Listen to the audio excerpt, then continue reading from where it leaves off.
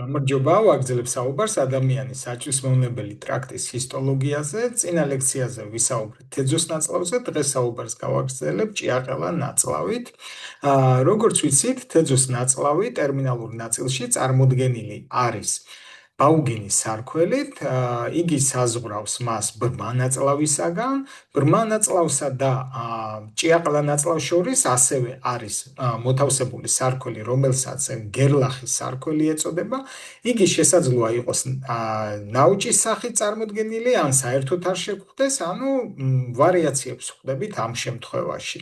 რაც შეეხება დღევანდელ პრეპარატს, იგი წარმოდგენილი არის ჰორიზონტალურ კვეთში და ჩვენ მთლიანად ვხედავთ მის კედელს სანათურიდან გარეთ მხარემდე, აი აქედან არის გადმოჭიმული.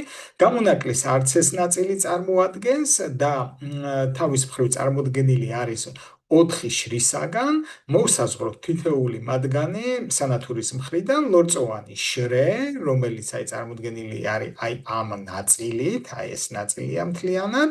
შემდგომი არის ლორწქვეშა შრე, თუმცა შეგვიძლია ვთქვათ, რომ ლორწოვანსა და ლორწქვეშა შრეს შორის კარგად არ არის საზღვარი გამოხატული, თუ რატო ამას აღვნიშნავთ მოგვიანებით.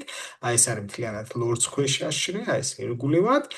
შემდგომი მესამე შრე, რა თქმა უნდა, არის კუნთოვანი შრე, აი ეს ღია ვარდისფერი, მუქი ვარდისფერი, აი ეს ნაწილი მთლიანად არის კუნთოვანი შრე და გარეთა შრეს ეროზული გარსი, აი ეს თხელი ფურცელი, რომელიც თავის მხრივ აი მარცხენა ნაწილში წარმოდგენილი არის რაღაცა სტრუქტურით, რასაც ასევე ვახსენებთ თუ რა არის ეს. დავიწყოთ განხილვა თითოეული შრის. გამოდის ამით ჩვენ გავცდით გერლახის სარქველს და მოვხვდით აპენდიქსში და ვხედავთ ასეთ სტრუქტურას.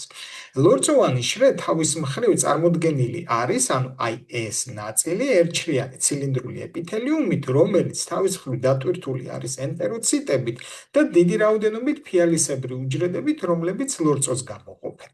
ეს პირველი შრე, ანუ ლორწოვანი, თუმცა ლორწოვანი, როგორც ვიცით, თავის მხრივ 3 გარსისაგან შედგება, საკუთარი ფირფიტაა მეორე გარსი, როგორც ვიცით, და იგი დიდი რაოდენობით აი ამ სტრუქტურებს შეიცავს, რომლებიც ლიმფური ფოლიკულები არის.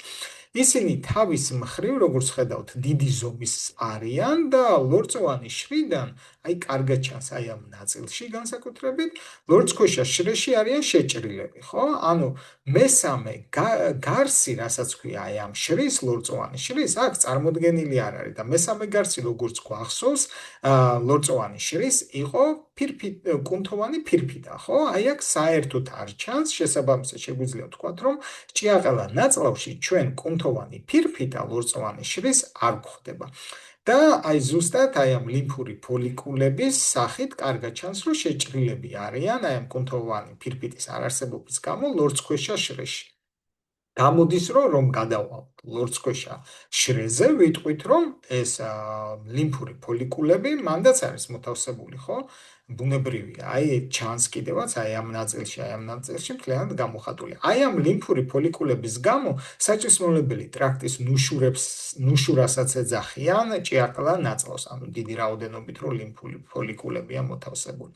გარდა ამისა, ამ სუბმუკოზაში, ანუ ლორწქვეშა შრეში დიდი რაოდენობით, რა თქმა უნდა, სიზარღვებიც არის მოთავსებული, აი აქ კარგად ჩანს, აი სანათური არის და მასში აი კიდევაც დაჭერილია ერითროციტი. დიდი რაოდენობით ესე იგი ვხვდებით ამ ნერვულ დაბოლოებებსაც და შემდგომი შრე არის, რა თქმა უნდა, კუნთოვანი. კუნთოვანი შრე შიგნიდან წარმოდგენილი არის ცირკულარულად განლაგებული კუნთებით, ბოჭკოებით, აი ეტყობა კიდევაც და შემდგომი უკვე არის სიგრძივი ბოჭკოებით განლაგებული და მნიშვნელოვანია ის მომენტი, რომ მსხვილ ნაწლავში აი ეს სიგრძივად განლაგებული ბოჭკოები თავს იყრის ხოლმე ერთ კონკრეტულ ნაწილებში, რომლებსაც ტენიები ეწოდება, ანუ 3 ტენია არის წარმოდგენილი მსხვილ ნაწლავში, მაგრამ ჭიაყელა ნაწლავში არ გვხვდება ეს, ანუ არ გადადის, ხო, ბრმა ნაწლავიდან ამ ნაწილში. ამიტომაც მთლიანად, აი მთელ წრეზე გვხვდება ჩვენ სიგრძივი კუნთები უწყვეტად და არა ტენიების სახით. ესეც ერთი განსხვავება მსხვილ ნაწლავსა და ჭიაყელა ნაწლავს შორის. რაც შეეხება მეოთხე გარს, ეს არის, რა თქმა უნდა, სეროზული გარსი, რომელიც პერიტონეუმის ფურცლით არის წარმოდგენილი, ანუ ინტრაპერიტონეალურად არის დაფარული ჭიაყელა ნაწლავი, თუმცა, როგორც აღვნიშნეთ დასაწყისში, აი ამ ნაწილში ჩვენ გვხვდება აი ესეთი წანაზარდივი სტრუქტურა, რომელიც თავის მხრივ არის საკუთარი ჯორჯანი, აპენდიქსის, ანუ მეზოაპენდიქსი. აი ხედავთ კიდევაც აქ დიდი რაოდენობით სისხლძარღვებია, ხო? აი სანათური ჩანს. ჩვენ როგორც ვიცით, ასევე აპენდიქსს საკუთარი არტერიაც გააჩნია, რითაც იგი იკვებება და აი ამ არტერიას გამოიყოფა ეს არკადები და ჯორჯის სახით წარმოქმნის ამ სტრუქტურას, რომელსაც ფარავს, რა თქმა უნდა, ეს ორი ფურცელი, ანუ სეროზული გარსის. რაც შეეხება მსხვილ ნაწლავს, განვიხილავ შემდეგ ლექციაზე. დიდი მადლობა ყურადღებისათვის.